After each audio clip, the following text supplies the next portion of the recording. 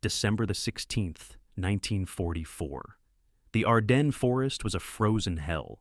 The trees were heavy with thick snow, bending under the weight of the bitter winter weather. The fog hung low and suffocating over the Belgian countryside, blanketing the landscape in a ghostly white sheet. It was a silent morning, but that silence was a terrifying lie. In the steeple of a ruined stone church near a nameless crossroads, two men were freezing to death. Staff Sergeant William Evans and his spotter, Corporal Thomas Miller, were completely isolated. They belonged to the 30th Infantry Division, a unit that had been battered by weeks of continuous combat. Their breath came out in thick white clouds that dissipated into the icy air. The grease inside Evans' M19, Not 3 Springfield rifle was freezing solid, turning into a thick sludge. He had to keep cycling the bolt manually every few minutes, just to ensure the firing pin wouldn't jam when the moment came. They had been trapped in this steeple for over 24 hours. They were the eyes of a broken perimeter, watching a crucial intersection that led directly to the American rear supply depots. 2 days earlier, Hitler had unleashed his final gamble in the West. 3 massive German armies had torn through the thin, inexperienced American lines in the Ardennes. Among the attacking forces were the most fanatical, ruthless troops of the Third Reich, the Waffen-SS. These were not regular draft boys from the Wehrmacht. They were political zealots, brainwashed to believe they were invincible and trained to show absolutely zero mercy. Word had already reached the American lines about what these SS units were doing to captured soldiers. Reports of the Malmedy massacre were whispering through the ranks. Over 80 American prisoners had been lined up in a field and gunned down in cold blood. The GIs knew that surrender to the black cuff titles of the SS meant a death sentence. Evans looked through his 8-power Untold telescopic sight. The world inside the glass lens was shaky, blurred by the freezing condensation and the constant shivering of his own body. He adjusted the objective lens, clearing the frost from the glass. In the distance, past a wide frozen field of snow, a column of dark figures emerged from the dense tree line. Miller adjusted his heavy binoculars, his frozen fingers fumbling with the focus wheel. He counted the targets aloud. There were roughly 30 Germans moving toward the village. But as he watched them advance, his voice trailed off.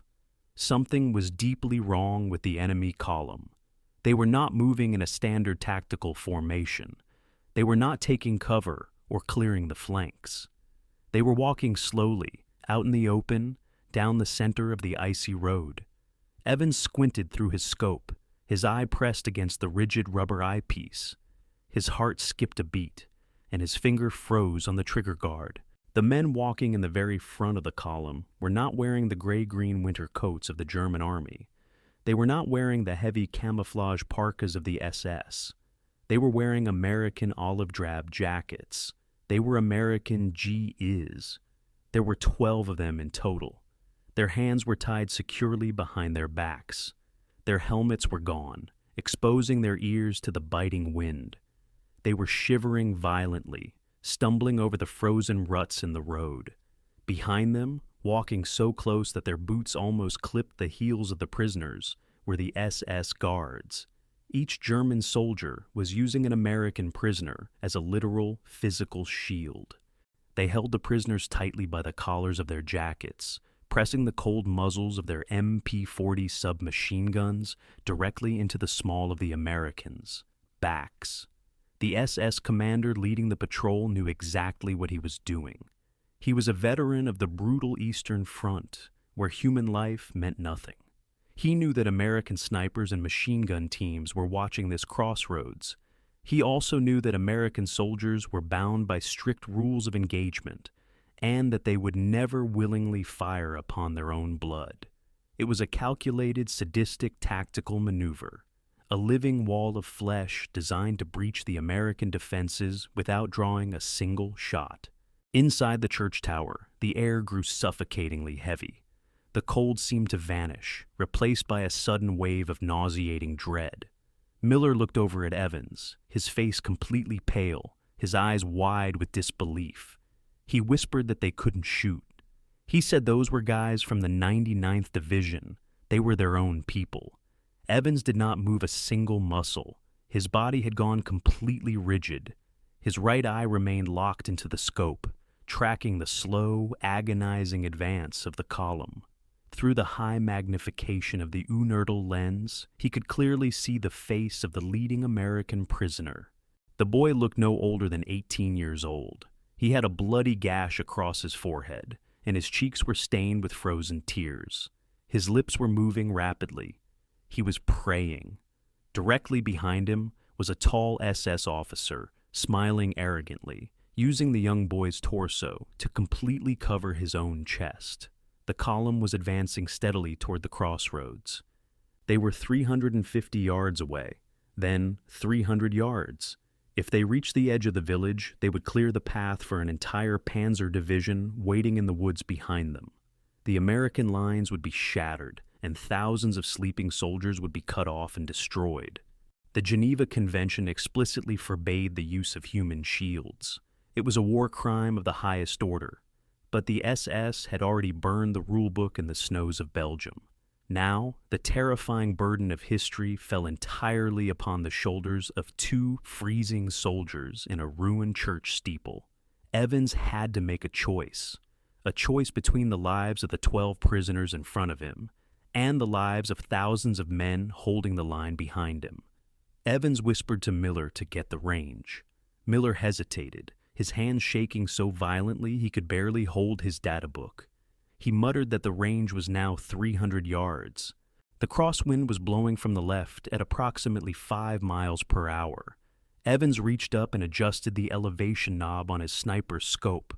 The mechanical metallic clicks sounded like thunder in the quiet tower. He turned to Miller and told him they were going to shoot. Miller looked horrified, his voice cracking as he asked if Evans was going to kill their own men. Evans replied that they were going to kill the monsters behind them. It was an almost impossible tactical problem. At 300 yards, the margin of error was less than an inch. A sudden gust of wind, a fraction of a millimeter of finger twitch, or a sudden stumble by a prisoner would mean putting an American bullet directly into an American heart. Evans took a deep, freezing breath. He let half of it out, and he held it. The entire world seemed to slow down into a frozen standstill. The only sound left was the heavy thumping of his own heartbeat in his ears. He focused entirely on the arrogant SS officer smiling behind the young American boy. The officer stepped slightly to the left to bark an order down the line. For a fraction of a second, a tiny 2-inch patch of his gray uniform was exposed near his shoulder and neck. Evans squeezed the trigger. The Springfield roared, spitting a flash of fire into the gray fog. The heavy recoil slammed hard into Evans' shoulder. 300 yards away, the SS officer's head snapped back violently. The smile vanished as a high-velocity bullet tore through his throat. He dropped into the white snow like a stone. The prisoners froze in absolute terror, dropping to their knees. The remaining SS guards panicked, completely blindsided by the sudden precision strike. They didn't know where the shot had come from, looking wildly up at the gray sky and the surrounding hills. Evans cycled the bolt with practiced mechanical speed. The empty brass casing fell to the wooden floor with a sharp, echoing clink. He instantly acquired the next target. Another SS soldier was recovering from his shock, trying to raise his submachine gun to execute the prisoner in front of him out of pure spite. Evans fired again. The bullet tore through the German's chest before he could pull his trigger, lifting him off his feet and throwing him backward into the ditch. Miller finally snapped out of his paralysis. Realizing what Evans was doing, he grabbed his M1 Garand rifle and began firing rapid suppressive shots into the snowbanks on either side of the road, creating a wall of flying lead that forced the Germans to hesitate. Evans shouted at the top of his lungs, telling the prisoners to hit the dirt. His voice didn't carry 300 yards, but the American GIs realized what was happening. They threw themselves flat onto the icy road, pressing their bodies into the snowbanks. With the human shields gone, the SS soldiers were left completely exposed on the open sheet of ice. Evans worked the bolt of his rifle with terrifying, murderous speed. Click, clank, fire, click, clank, fire. He became a machine of pure, cold vengeance. Every single shot was a definitive death sentence. 5 more German soldiers fell in the span of less than 10 seconds, their dark uniforms staining the pristine white snow with deep red pools. The remaining SS turned and fled toward the safety of the tree line, discarding their weapons to run faster, but Evans hunted them relentlessly through the glass lens. He tracked one officer running through the deep drifts. He led the target by 2 feet to compensate for the movement. He fired. The German tumbled forward, his face buried in the freezing mud. The entire firefight lasted less than 3 minutes. When the black smoke finally cleared, 22 SS soldiers lay dead or dying on the icy road. Not a single American prisoner had been hit by the sniper's bullets. The GIs, their hands still bound, crawled on their bellies toward the village. An American infantry patrol rushed out from the nearest house, cutting their ties and dragging them into the warmth of the defensive perimeter. The young boy who had been leading the column looked up at the ruined church steeple, tears streaming down his dirt-covered face, and offered a silent salute to the unseen savior in the tower. But there was absolutely no celebration in the steeple. Evans sat back against the cold stone wall, his rifle sliding from his grip. His hands were shaking uncontrollably. He didn't feel like a hero. He felt like he had just stared into the very mouth of hell. News of the unorthodox engagement spread rapidly through the division's chain of command. A few days later, an Army lawyer from the Judge Advocate General's office arrived at the battalion headquarters. He wanted to know why a sniper had opened fire on a group that explicitly included captured American personnel. He talked about technical liability. He talked about the strict interpretation of the rules of engagement. He wanted to file a formal report that could lead to a court-martial. The battalion commander, a grizzled colonel who had fought from the beaches of Normandy to the forests of Belgium, took the lawyer by the arm. He led him to a frost-covered window and pointed out at the bleak landscape. He told the lawyer that if those 2 snipers hadn't fired that morning, the lawyer wouldn't be standing here to write his damn report, because they would all be buried in a ditch. The formal report eventually reached the desks of higher authorities, but it was quietly and permanently buried in the deepest archives. In the brutal, unforgiving reality of the winter of 1944, survival and victory mattered far more than bureaucratic technicalities. The military high command knew that Evans had saved 12 lives and protected a vital strategic position from being overrun by fanatical forces. But for Evans, the official approval of generals meant absolutely nothing.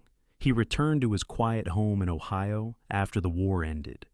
But he was a changed man. He never bought a hunting rifle. He never went near a shooting range again for the rest of his life. His wife later recounted that he would frequently wake up in the middle of the night, drenched in a cold sweat, screaming for the boys on the road to get down. The forgotten story of the human shields in the Ardennes highlights the impossible, heartbreaking morality of the battlefield. It shows what happens when regular young men are forced to play God with the lives of their own comrades in order to prevent a greater catastrophe. History books will always remember the grand movements of the armored divisions and the sweeping strategies of the generals, but the actual war was won or lost in microseconds by terrified teenagers looking through glass scopes. It leaves us with the ultimate question of survival and morality. If you were holding that Springfield rifle, looking through that scope, and you saw your own countrymen being used as a human wall, would you have the immense courage to squeeze the trigger? Or would you have frozen, letting the enemy advance? Let me know your honest thoughts in the comments below. And if you want to see more untold, visceral stories of the Second World War, click the video on your screen right now. Thanks for watching.